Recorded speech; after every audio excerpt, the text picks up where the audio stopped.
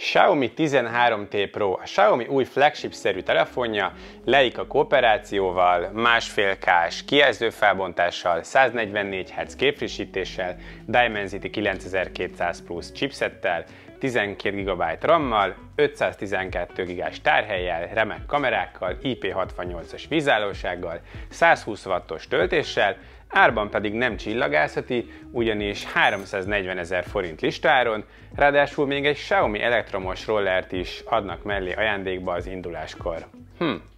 Nocsak. Én Renátó vagyok, a videóban pedig megmutatom, hogy milyen telefon a Xiaomi 13T Pro. Kezdjünk!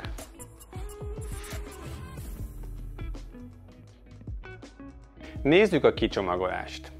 A doboz jó nagy, szóval arra enged következtetni, hogy itt van minden, és igen, a telefonon kívül van egy méretes 120 wattos töltőadapter, a töltőkábel, valamint a SIM-tű, és a tájékoztató fizetecskék mellé még egy áttetsző szilikontok is belefér, tehát van minden, ami kellhet. A telefont kézbe véve minőségi darabnak tűnik, a hátlapi üveg szélei le vannak kellemesen kerekítve, így nagyon jó kézben fogni. A hátlap az üveg, és brutál mód gyűjti az ujjnyomatokat, mert ilyen tükörszerű a felülete, de legalább nem a csúszós fajtából. Viszont nagyon szomorú vagyok, hogy én ezt kaptam tesztre, ugyanis van egy kék változat, vegan bőr hátlappal, azt BioComfortnak hívja a Xiaomi. A termékbemutatón próbáltam ki, és na, az nagyon király, az ilyen kellemes, puha tapintásra, és tök extra, szerintem azzal sokkal izgalmasabb ez a telefon.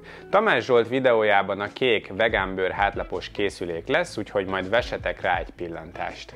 Nos, a keret az alumínium, van felül infraport, alul pedig az USB-C mellett van SIM-tálca, ami 2 nanoszimet tud befogadni.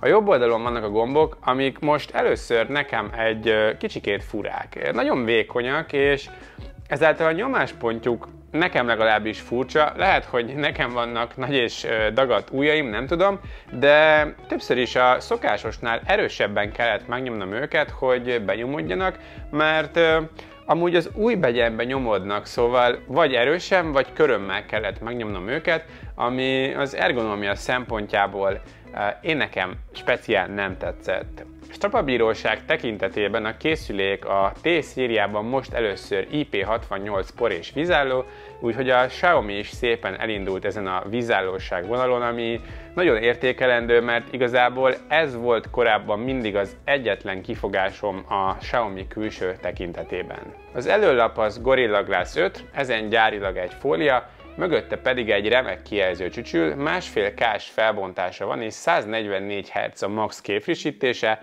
csúcs fénysűrűséget tekintve pedig brutális, maximum 2600 nitet tud magából kiadni, 68 milliárd szín megjelenítésére képes, és van HDR10+ és Dolby Vision tanúsítvány is.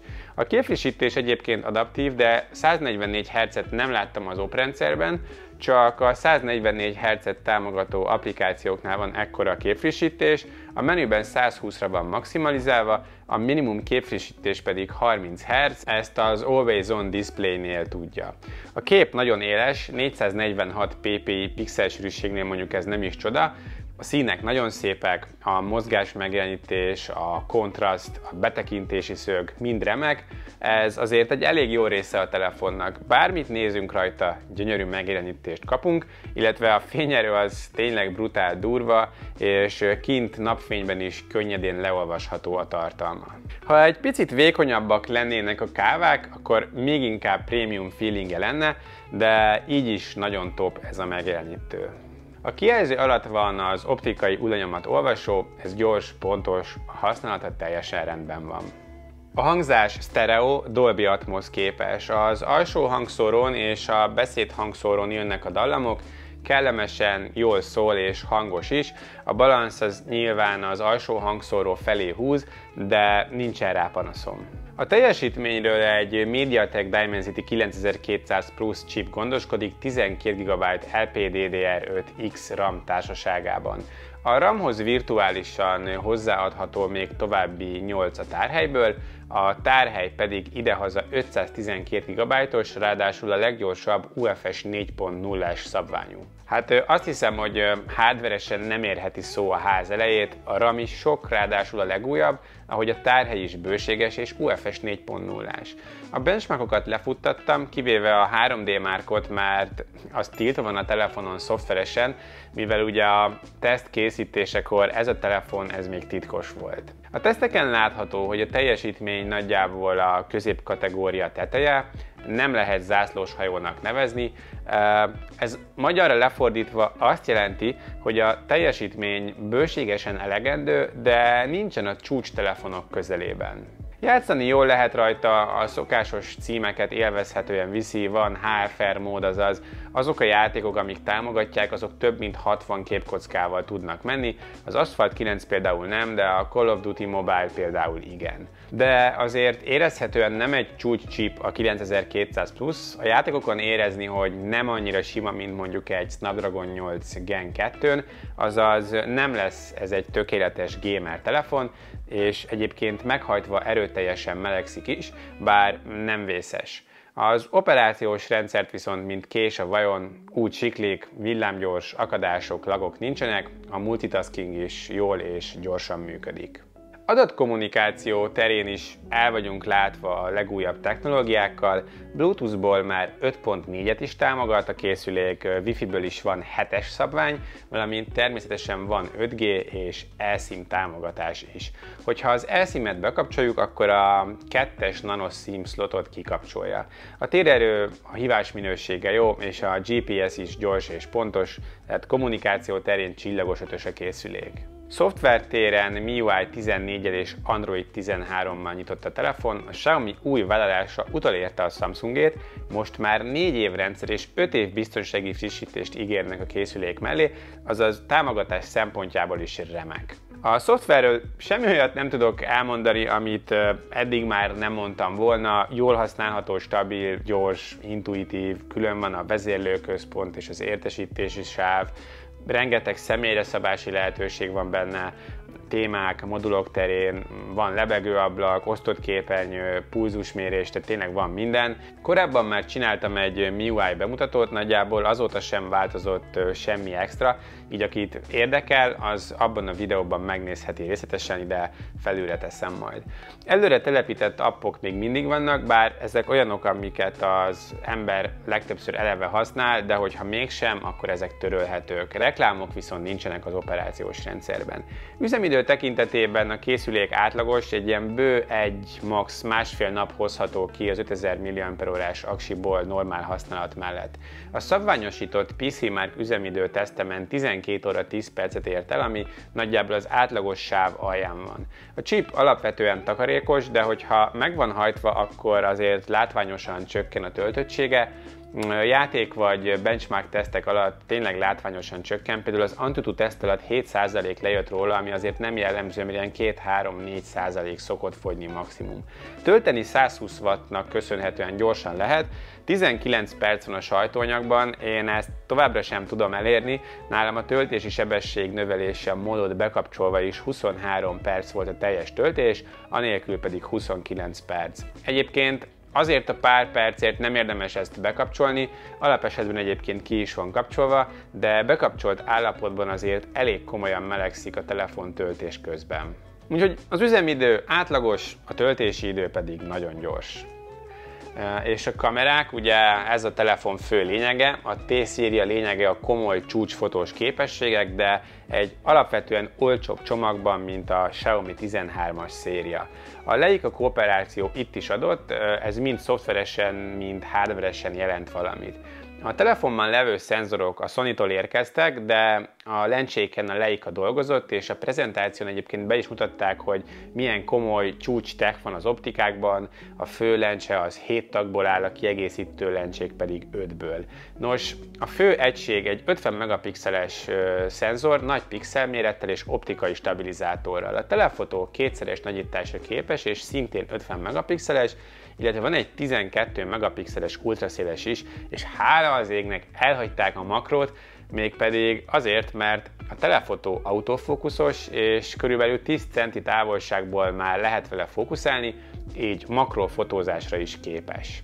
Szoftveresen is vannak finomságok, egyrészt megvan a kétféle Leica look, azaz az autentikus és az élénk, ezzel a képek készítésekor kétféle színvilágra van lehetőségünk. A portré módnál vannak Leica stílusok is, 35, 50 és 90 mm-es opcióval, valamint ami a videósoknak lesz igen jó, van 10 bites log felvétel lehetőség is a Pro módban, igaz a fordítás ez nagyon gagyin sikerült, mert a logot lefordították naplóra, ezt így kell keresni, de szóval a log felvételen van Leica LUT is, és saját lutok is importálhatók, így utómunkával sokkal komolyabb, saját videós stílusban lehet forgatni. Akik videósok, azt tudják, hogy mi ez, és értékelni fogják.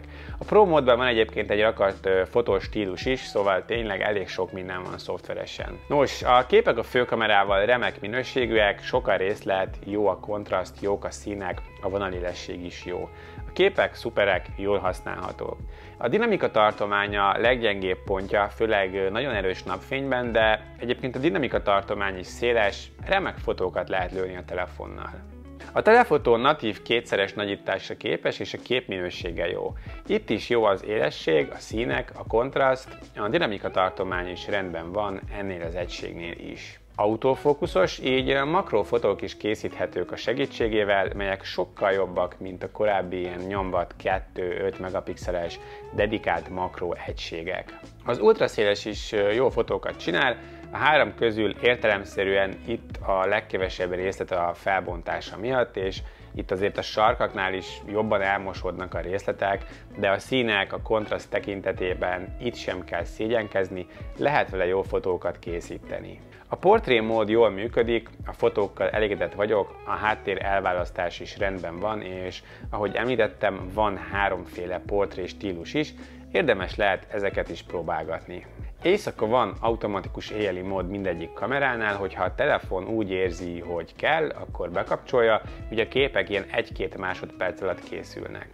Van manuális éjjeli módra is lehetőség, de csak az ultraszéles kameránál van értelme, a többinél én nem nagyon vettem észre különbséget a fotók között. Az elsődlegesen lőtt éjjeli képek remek minőségűek. Nagyon jók a színek, a dinamika, jó a kép élessége, nincsen elmosódottság, nagyon jó képeket lehet vele készíteni. A telefotó szintén remek, a képek minőségére nincsen panaszom, jó a kontraszt és a dinamika is. A telefotókamera terén egyébként szerintem az árkategóriájában a legjobbak között van mindenképpen. Az ultraszéles éjjel is kicsit gyengébb, mint a másik kettő, kevesebb a részlet és a képek is sötétebbek, valamint egy kicsit elmosódottak, zajosak a másik kettőhöz képest, de még így is jó képeket lehet vele készíteni. Én abszolút elégedett vagyok az éjjeli fotós képességekkel. A selfie egység 20 megapixeles, a fotók rendben vannak, de a színkezelés és a dinamika tartomány az nem a legjobb, a részletesség sem egy csúcs, de a képminőség alapvetően okés, viszont ez a leggyengébb kamera a készülékben. Videók tekintetében az összes hátlapi tud 4K 30 képkockát, a fő egység pedig akár 8K 24 képkockát is, míg a selfie kamera sajnos most is csak 1080p felvételre képes. A hátlapon a fő kameránál van optikai és elektronikus stabilizátor is, ez nagyon jól működik, mozgás közben is szépen kisimítja az elmozdulásokat. A videók minőségével elégedett vagyok. A fő és a telefotókamera is nagyon szép színekkel dolgozik, jó a dinamika tartomány, a videók részletessége is abszolút jó, a stabilizálás pedig tényleg jól működik, a zaj az pedig nem zavaró. Az ultraszéles is rendben van, jó, és jó, hogy tudja a 4K-t is, de egy kicsit itt kevesebb a részlet, és a színek is egy kicsit fakóbbak a másik kettőhöz képest. Éjszaka is remek videókat lehet felvenni az elsődleges és a telefotó egységgel, a kontraszt és a dinamika kiemelkedően jó, főleg a kategóriájában nézve. A zaj szinte nem létezik, és minden nagyon szépen látszik. Van egy dedikált éjjeli videómód is, de az csak 1080p-ben tud felvenni, és nem igazán tesz hozzá semmit.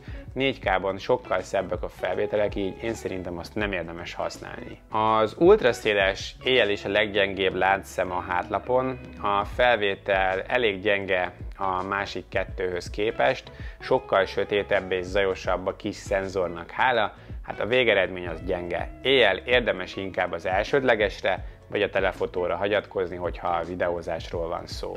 Szóval összegezzünk. Adott egy remek kijelző, egy csomó dologban kiemelkedő hardware, ugye memória, tárhely terén, konnektivitás terén mindenből sok van, és a legújabb technológiák, a Dimensity 9200 Plus teljesítménye pedig bőségesen elegendő. A kamerák terén is szuperül helytáll, főleg az elsődleges és a telefoto kamera esetén. A töltés idő is nagyon gyors, valamint van adapter és TOC is a csomagban. A 4 év szoftveres és 5 év biztonsági támogatás pedig tényleg remek. A negatívum az éppen csak átlagos üzemidő, a gombok nyomáspontja az nekem nem tetszik, valamint a selfie kamerával nem vagyok kibékülve. Árban ezért a csomagért 340 000 kérnek el listáron, ami azért sok pénz, de azért itt van mögötte tartalom is, komoly hardware, ne felejtsük el, 512 GB háttértár és 12 GB RAM van a készülékben.